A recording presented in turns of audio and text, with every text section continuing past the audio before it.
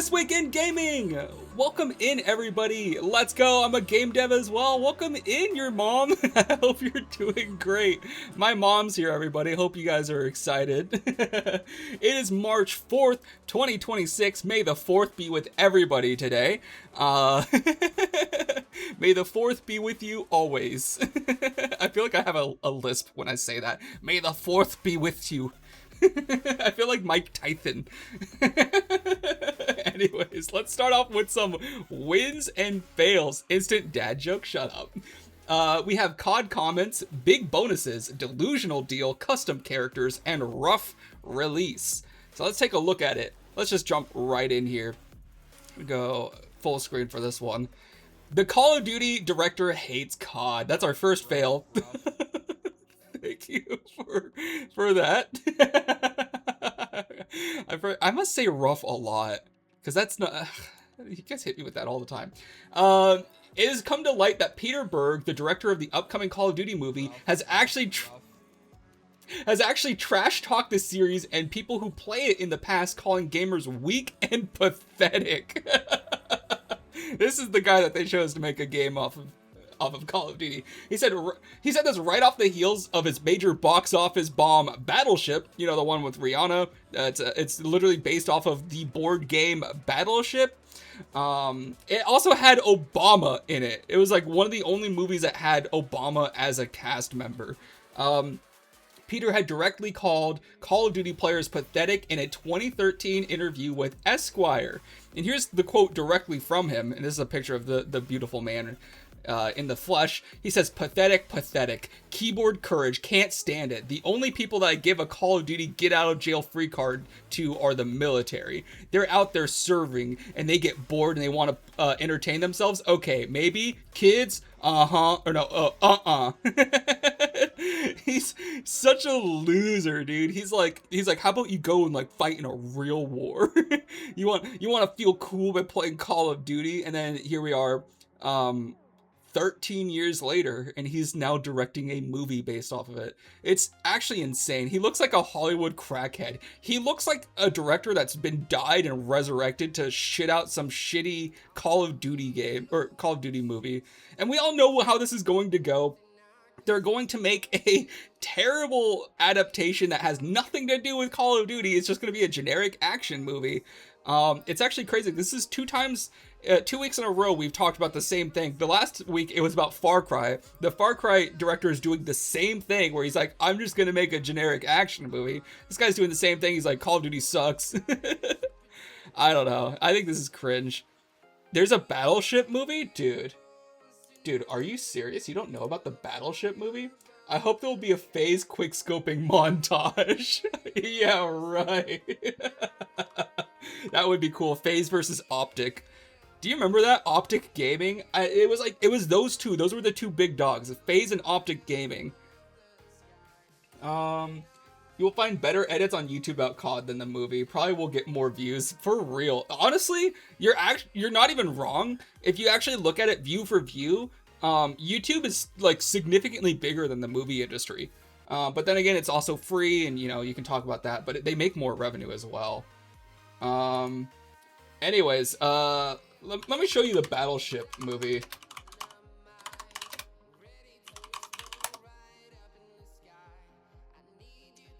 All right, let's pause the music. It's a real thing. It's one of Hasbro's first movies before they got successful with like the Barbie movie and stuff like that. It's literally based off of the board game Battleship. Unexplored. We don't know what's down there. The perfect place to hide.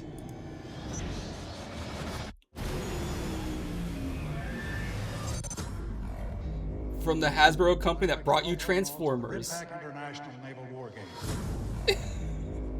Got an unknown surface contact, 8,000 yards. Is this some kind of exercise? Probably. I want to have this thing. It has dubstep. I forgot they had dubstep in the fucking trailer. Get me on it. What a 2013 movie.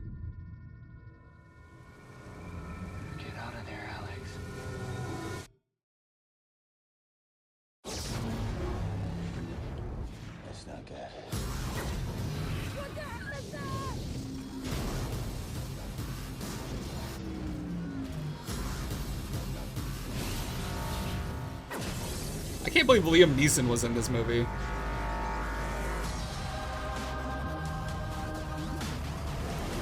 Do you hear that dubstep?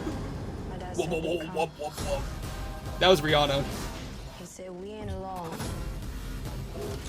He said one day we'd find them. Or they'd find us. Her dad knew aliens existed? Where's the captain? Captain is dead, sir. Who's next in charge? You are. They've created a barrier. My radar's totally down. They can't seem to penetrate it. We have 3 destroyers still unaccounted for, so it's conceivable we do have somebody inside. What are your orders? We're going in. We're going in!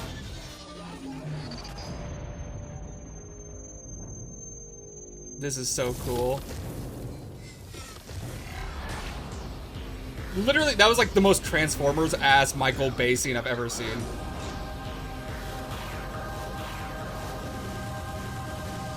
Keep firing!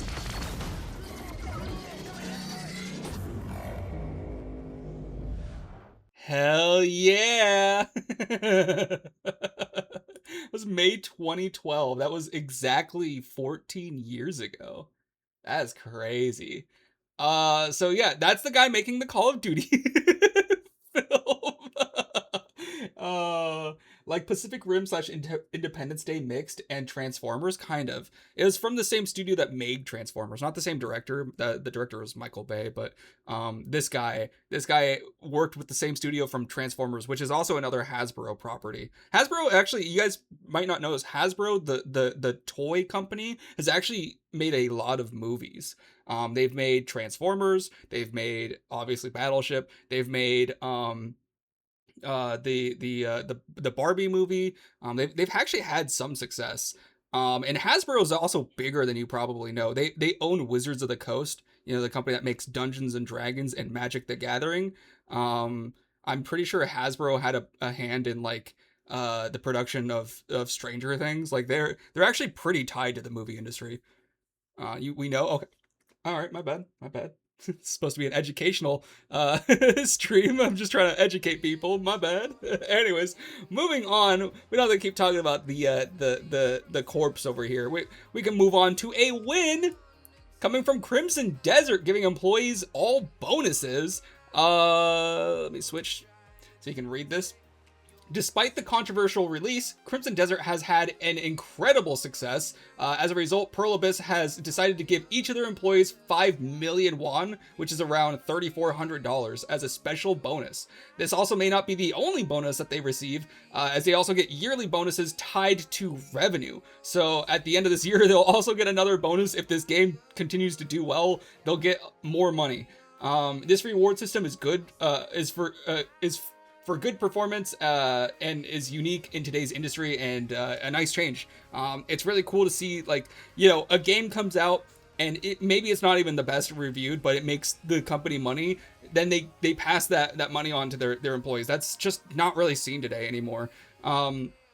Meanwhile, other studios release a game, and like Marvel Rivals, it was like a massive success, huge blowout, giant, like unbelievably generational player counts, and they fired the entire American team.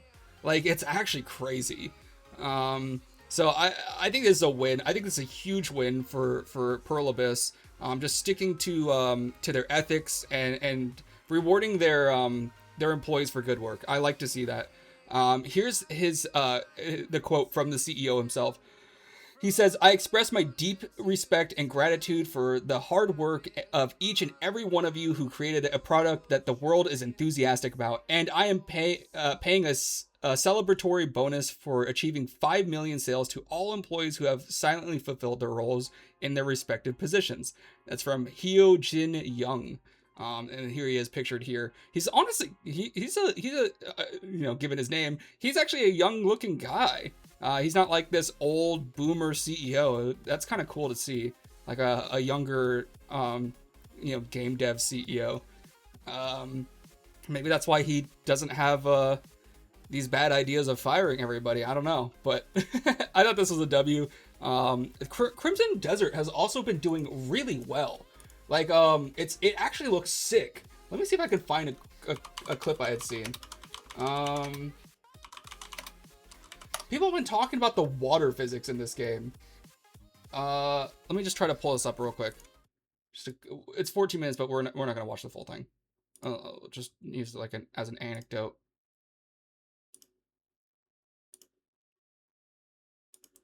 Whenever it wants to load. It's up to 250,000 individual water particles at the same time. So when those particles hits rocks, for example, like you see here, or shorelines and other areas, or even each other, they naturally rise and fall due to the pressure and gravity. So this creates incredibly realistic splashes. They're literally with just ripples simulating the flowing world. currents. And you can clearly see it here that the water physically reacts to the shape of the land, the topography. So waves lap onto the shore and fill in the natural deeps. It's so cool. Look how far they went into the details to make things so believable, so organic and authentic. That also I want to plays, see of the course, rivers. The rivers how look sick. the circulation of the water reacts when it actually intersects. Oh my with gosh, look at the obstacles like the rock here. dude. As someone who grew up in Oregon, Everything where follows there's streams like this beautiful, everywhere, and this then looks also counting sound amazing. effects. Dude, their water physics are actually insane. There is just nothing like it. I can't recall. Are you part of the team?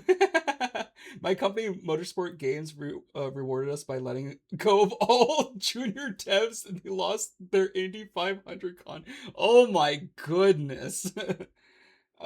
Is this made in Unreal Engine 5 or their own game engine? That's a great question. I wonder if I can look that up. Crimson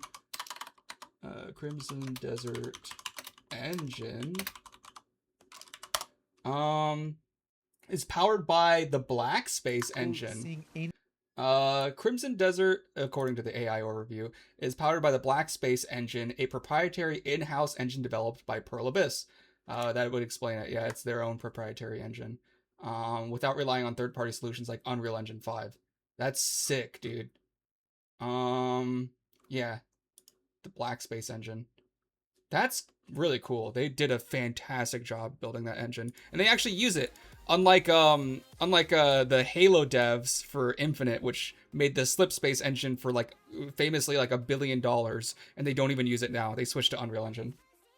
LMU, we did the NASCAR series. I worked on Craft PC. Whoa. So you have a lot of industry experience. So you personally experienced the opposite end of, a game coming out and being fired for it. Which is honestly a really common thing that I'm seeing in the news constantly. It's just game comes out, doesn't matter if it's good or bad, everyone's getting fired. They downsize to a skeleton crew. Slip Space engine? Yes, the Slip Space engine was made for Halo Infinite. It was the only time it was ever used. They built their own proprietary engine for Halo Infinite. And they don't even use it anymore.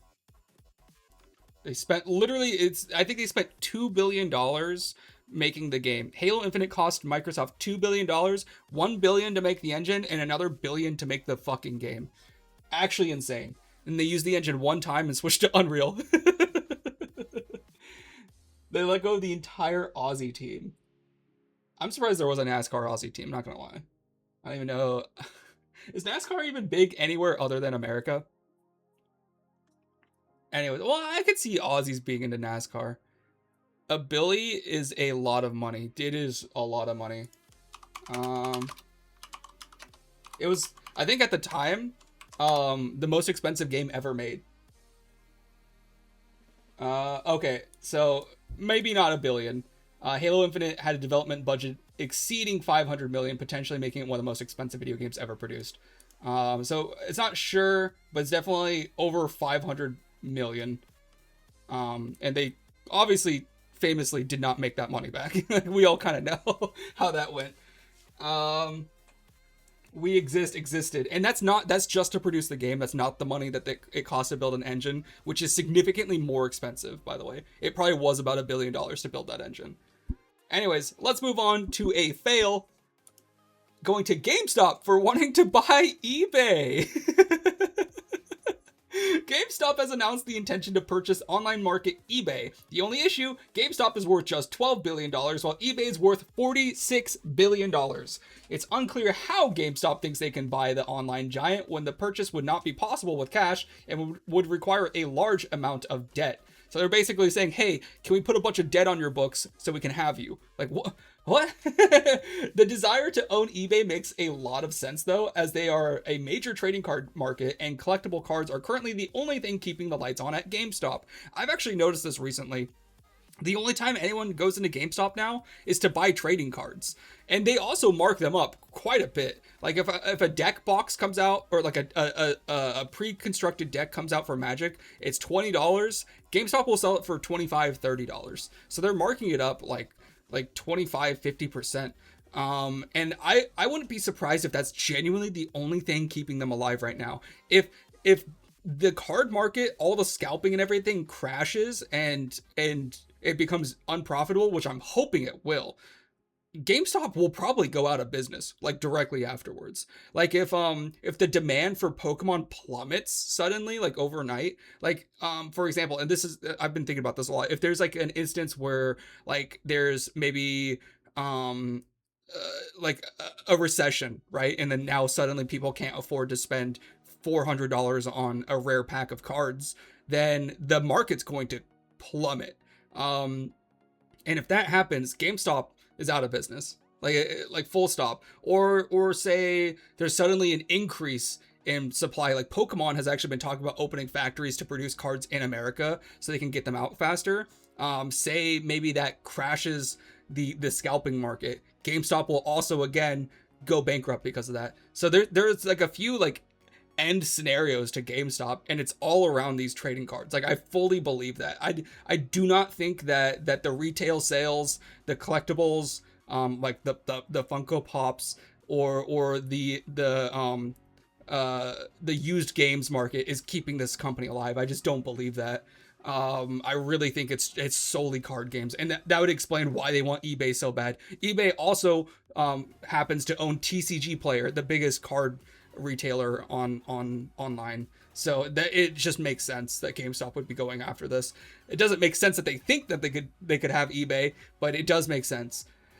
I would say that it would be smarter for them to try to acquire TCG Player from eBay, like instead of trying to acquire eBay as in its totality. Like I don't think that's possible. Oh yeah, your mom, do you have any projects that you're working on? At the end of this weekly this weekly bit that we do, we show off things that people in our community are making. And if you ever want to, we have like a Discord where we share our work and like projects that we're working on. I have a few. Glad you asked. Yeah, if there's ever anything you want to like show off, well, like we'd love to do that. Yeah, there's the Discord. Yeah, we always like share different projects. You can see behind the scenes of things that I'm working on or things that other people in the community are working on. It's really cool. And it's really sick too, because like I love seeing you guys grow. Like you're like my children. No, I'm kidding. That sounds weird. No, I love seeing like what people are working on, and it's cool. Like Kieran's been watching the stream for years now. It's been like at least 2 years. Yeah, Ayo. Yeah, Kieran, you've been here for like over 2 years, and it's cool to like see the things that you've started with and where you are now. Like going from Roborob to Adrift, and with Cyber League, like doing like multiplayer netcode and stuff like that. It's just really cool to see. Followage. Anyways, let's go on to a win. I think we beat this dead horse. Phasmophobia character builder. A new character customizer for Phasmo is expected tomorrow, May 5th, or as we in the Star Wars community would say, Revenge of the 5th. Originally planned for 2025, this update was delayed and will finally debut this week. This is the first of planned updates to overhaul the game, including changes to maps and ghosts. So there's going to be new ghosts. They're going to change some of the existing maps and some of the existing ghosts. I don't know if it's going to just be balancing or if they're going to change the visuals. I guess we'll see. I think this is a great place to start, as the goofy Unity standard asset looking characters have been a real immersion break for me. The game is already fantastic, and this is an obvious way to improve it. I've actually been surprised that they haven't swapped out the characters for a long time. Like they're like still the same characters from the initial release. You know what I mean? And the the animations are really goofy. It looks like they've also improved the animations. You can see them here. The guy's kind of casually holding the flashlight. It looks better. It just does. And I play this game in VR, so like in VR, it really does break the immersion. Like the game looks great. The visuals are actually very phenomenal. In VR especially, like I was like looking out the window. It was like a rainy day in the game, and you could see the rain. It was like hitting the window, and like they were like dripping down. I was like, this is so real. And I look over to my friend, and he's like, "What's up?" And I'm like, "Oh, I forgot. This is Phasmo." So when we playing, we could play tonight if you want. More like my child, JK. That's true. You are my mom. Children, daddy. You are literally my mom. 420. Phasmophobia.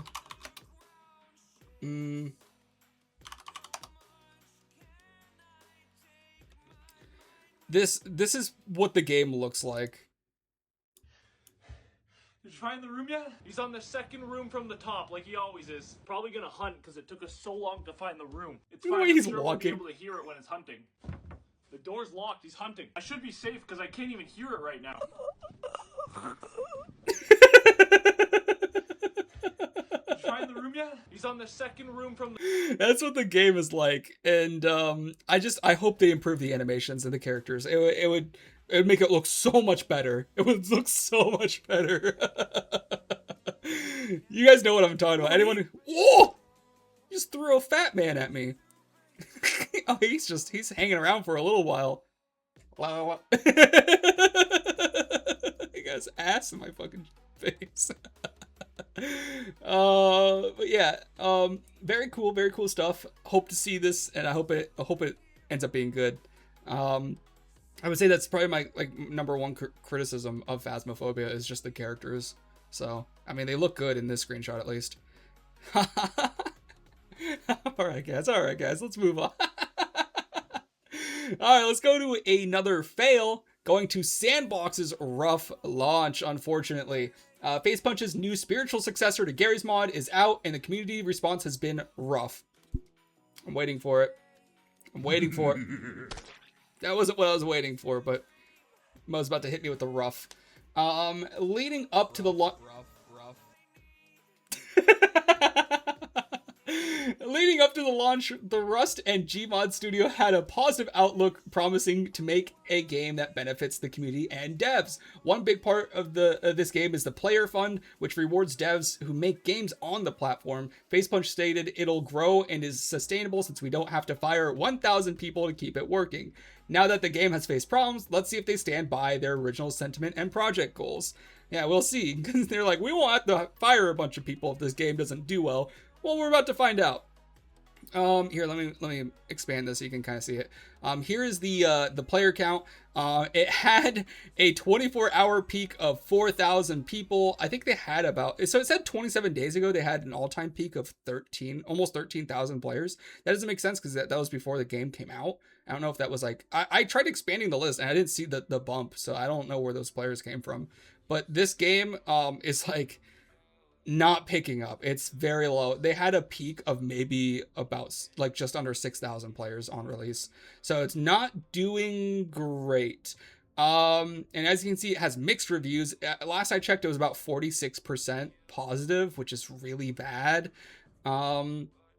Yeah, just a rough time over at Facepunch right now. Keep in mind, Facepunch has holy shit. Facepunch has really not ever had a flop like this. Facepunch has made Rust, they've made Gary's Mod, and those two games have been extremely successful. So this is kind of surprising that this is going in this direction, but we'll see. It's still early on, and it seems like they're hoping to improve the game a lot. Which leads us to our next slide, commitment to fix the game. Here we have Gary Newman himself pictured here. I really like his CSGO shirt. That's really cool. I'm a big CS fan if you don't know. Despite the troubling launch, the game still made $1 million on launch day, and Facepunch surprisingly said it went pretty much exactly as expected.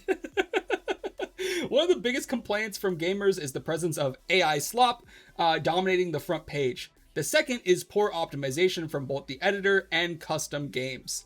Their stance on AI is to not ban it, but rather foster growth with human-made games. And as for optimization, they claim it's difficult for them to do... What was that? It's difficult for them to do optimization without frame generation, and they are committed to improving performance with single frame rendering. They also mentioned that they use like forward rendering, and they're using MSAA, and they're doing it all within one frame. So they're trying to find ways to improve that process. So I guess we'll see. I think it's a good thing that they recognize the problems, and I actually agree with them on their stance on AI. Like the idea, people are saying they should like make it so like all AI games or all games using AI get removed, and they're like saying like people are going to use AI. It's a hopeless task to try to remove every game that's using it.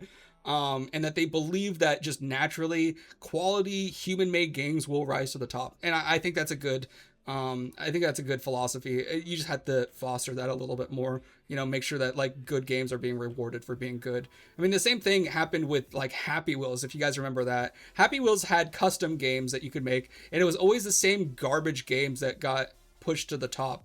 And it was never like anything more complicated. It was always like the sword throws or like the endless falls, like these really low effort games. And it's just because people kind of like slop. I'm not gonna lie, like people just, I don't know what it is about it, but people just like slop. And here's a quote from him: "I feel that outright banning the use of AI is a bad thing because I'm not worried. I think human creativity is always going to win out." And I agree with that sentiment. I really do. It really comes down to crafting a better algorithm. I think making sure that like good games are being rewarded for being good. That's all. Especially when people are complaining so much about the AI slop, like it would make sense that kind of stuff would get pushed down to the bottom. You know what I mean? People are simple. They want simple things. That is very true. So I guess we'll see how they fix that issue. I do want to still check it out. Sandbox is something that, last week I had talked about. I was extremely positive about this game, saying that I was even saying I think it could change Steam forever. I don't know if I fully believe that now, but I still do have hope. I really do think that this could change everything. I think the only thing that I'm actually even worried about is the optimization. That's the only thing that I'm worried about. I don't even really care about the AI slop. Like the AI slop is like, that's just going to be a thing that we're going to have to deal with. It's not even a sandbox issue. It's a user base issue. It's like, it's an us issue. Like we're the ones playing these AI slop games. We're the ones making these AI slop games. That's a community issue. That's not a game dev issue. That's not a face punch issue. So I think once the community kind of sorts that out and like settles into like what they find is high quality and worth playing and investing in, that'll solve itself. The only thing I'm genuinely worried about is the potential for like optimization issues, because Gary's Mod took off because it was like it could run on literally any toaster. I played that game in 480p on my shitty laptop back when I was like 14 years old. Like that game was awesome. And I think Sandbox, in order to succeed, will need that same capability of just like being able to run on anything. I guess we'll see. We'll be watching their career with great interest. I thought you was gonna stream it on like day one. I don't know about day one, but I am going to stream it. I actually do plan on playing it after this. I have it downloaded right here. I do have it. So we will be taking a look at it later on today. Anyways, moving on to our next story. David removed from Fortnite after charges for murder, I'm not even want to say that, and 40 terabytes of CSA were finally brought against musician David. Fortnite has caved and removed items made in collaboration with that monster. Now players will have the ability to hide controversial items playing the alleged killer's music. Players will also be able to refund the items that they had purchased. I personally think this change is not enough and has come too late. They really like waited until charges were filed before they were like, maybe we should take these down. Like they literally, and they didn't even take them down. You can just like hide them. You just have the option to opt out of people using them around you. It's actually insane. Especially considering this game mostly appeals to minors and the crimes have to do with child abuse. This would be like refusing to remove an Epstein skin. You know what I mean? Like, it's actually insane. I think that they should really have distanced themselves sooner. And I think that once they finally did decide to do so, they should have just removed literally every single trace of them from the game. But instead, they just put a button to hide it. Here's their official response. They say, we hear the concerns. We have a bunch of changes we're rolling out over time. The first one will be available on Tuesday, April 28th, when anyone who purchased one of these items will be able to get an immediate self-service refund. And right now, players who request refunds for, does this continue here? Or is it the other way around? I don't know if I have the rest of this. On May 14th, 4040 update, the Feel It and Trophy Drop emotes will be added to the confrontational emotes list, so you can choose not to see them. Details on the setting as a reminder here. So it's just the emotes. You can still literally see the items. I don't know. This is so dumb to me. I think this is a massive fail from them, and it's insane that it took this long. Like, a body was literally found in this guy's car. I like that. The second that happened, I'm cutting ties with him. You know what I mean? Is that the same PR team behind Roblox? That's a great question. That's honestly kind of crazy. I thought you were, yeah. So, I don't know what they're planning here. I don't know what their line of logic is here. It's crazy, and it seems dangerous for the children that they have on their platform. Like, obviously no one's getting, abused from seeing an emote or having these emotes, but the fact that they exist on your game is just weird, and the fact that you're not just removing them. Like, if I were in charge of, this is what I would do. If I were in charge of Fortnite, I would remove all the David collaborations from the game and automatically refund every player. And if they don't like have their account anymore, then I'll have it like as a support ticket or something that they can open if they ever come back into it, or if like they don't have their card on file, then you can like it'll be like something in your inventory that at any point you can click on, and it'll like take you to the refund status, and you can put in your card information and get your refund. I would just do that straight up. I think that they have plenty of money.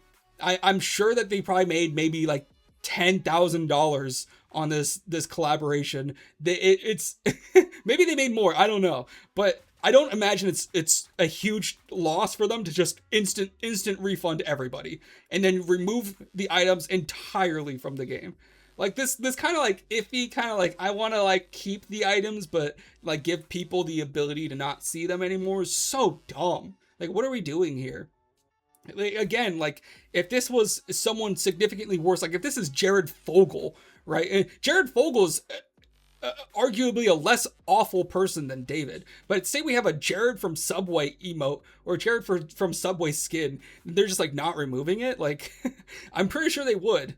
They only refund to V-Bucks, I'm pretty sure. Even that, like even if that's what they do, then that's fine. But just get rid of get rid of the skins. You know, the fact that you're not doing that just makes you look worse. It's so weird.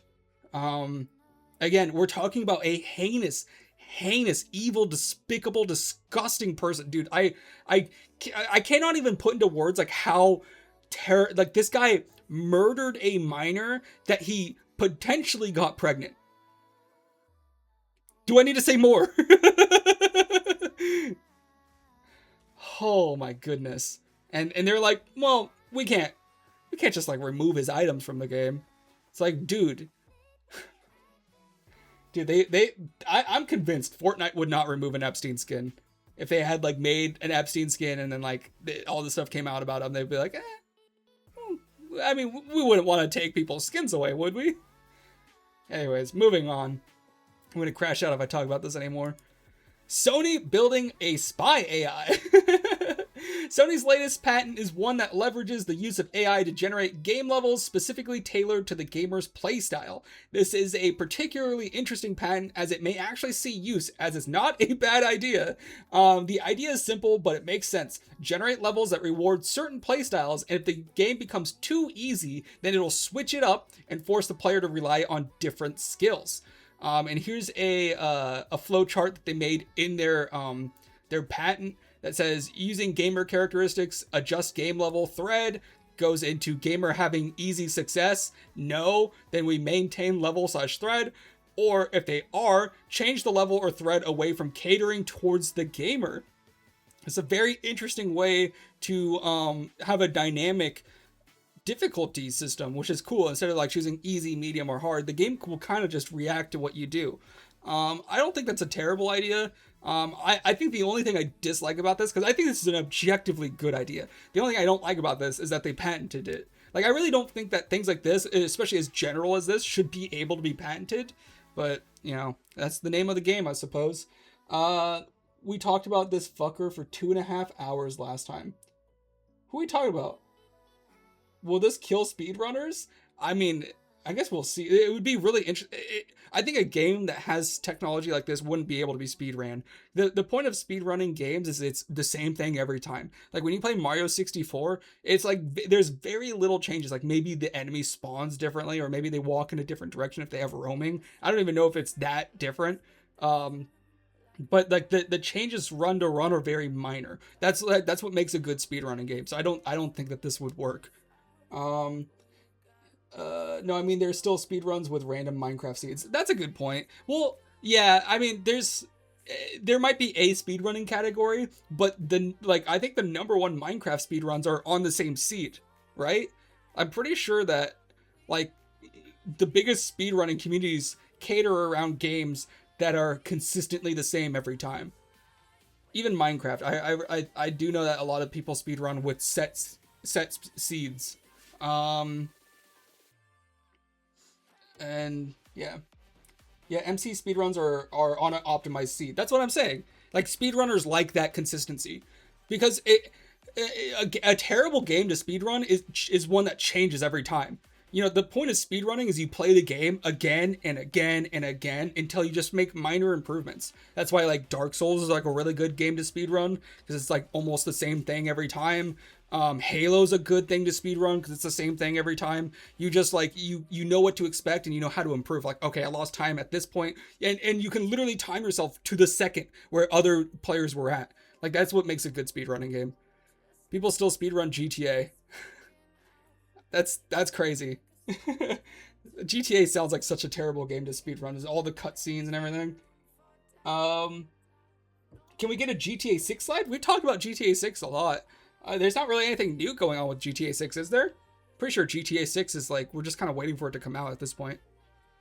I have a hard time. I've had people speedrunning Adrift. It's crazy. People speedrun your game, and the NPCs are always different. Yeah, no, GTA would not be a game I would want to speedrun.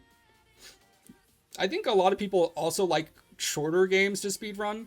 Like if the game's 150 hours, I don't know if people are going to want to speedrun something like that. Like Expedition 33. I know, obviously, people are going to speedrun that game because it's so popular. If a game is popular, people are going to speedrun it. But I don't think Expedition 33 has maybe as big of a speedrunning community as like other games that you can beat significantly quicker. The biggest part of speedrunning is like finding skips. Like if the game doesn't have any skips, it's not going to be that interesting. Like Mario 64 is probably the pinnacle of speedrunning because you can beat it in a short period of time, and there are a lot of skips, and they're also extremely skill based. That's like the biggest part. Like skill based skips are like beautiful in speedrunning because it's like it separates the top echelon of runners. You don't understand how fuck speedrunners are in their head. That's true. That is true. But I would say the average speedrunner wants something consistent. The current world record is 4 minutes. Is that true? I thought it was like 26 minutes. Mario 64 world record. Speedrun.com.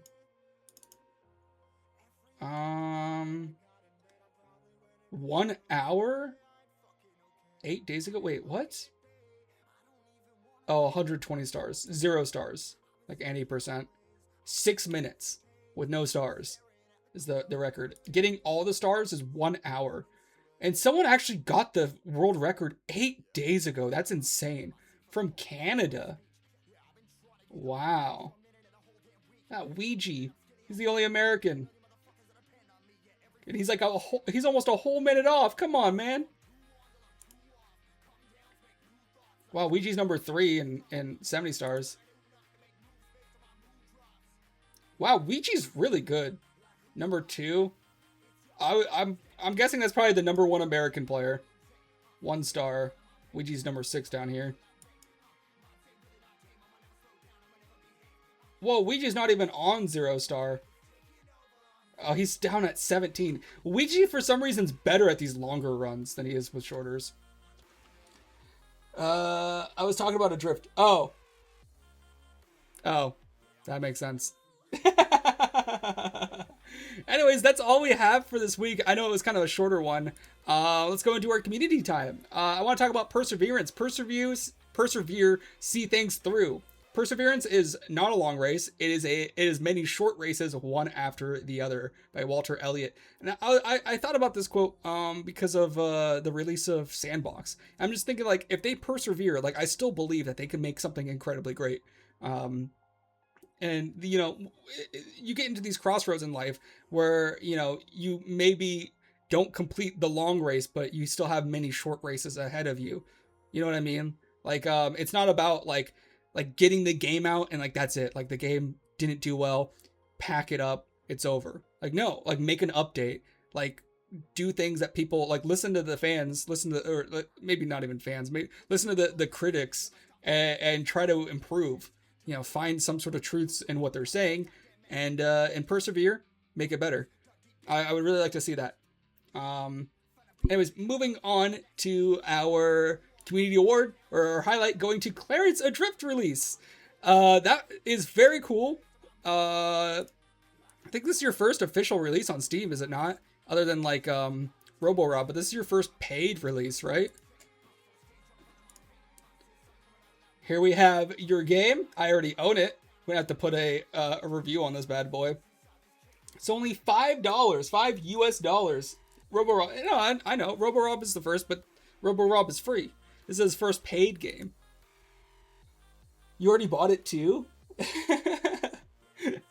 Wow. Look who didn't get a key. Look who wasn't cool enough to get a key. Yeah, this is cool. Fully voiced narrative, cinematic presentation built for story lovers, immersive atmosphere, psychological distortion. What the fuck is psychological distortion? Reality bends the deeper you go. Hallways change, voices echo back wrong, and familiar faces twist into something alien. Uncover the fate of Erebus and its crew through corrupted logs, radio transmissions, and environmental storytelling. That's sick. I will need to check this out again. Did you put out a recent update? It may contain mature content. There's no way this has mature content in it. You say, like, did one of us say a bad word or something? But yeah, that's all we have for this week. Everybody say goodbye to YouTube when this VOD goes up. I'm about to push an update. Oh, sick. He didn't have a key. Let's go. I have enough money to buy it myself, and I'm not broke like you, Zen. Excuse me. I just bought Sandbox, and that's like $20. That's at least 4 Adrifts. Bye, YouTube. Fuck YouTube. There it is. Bye, YouTube.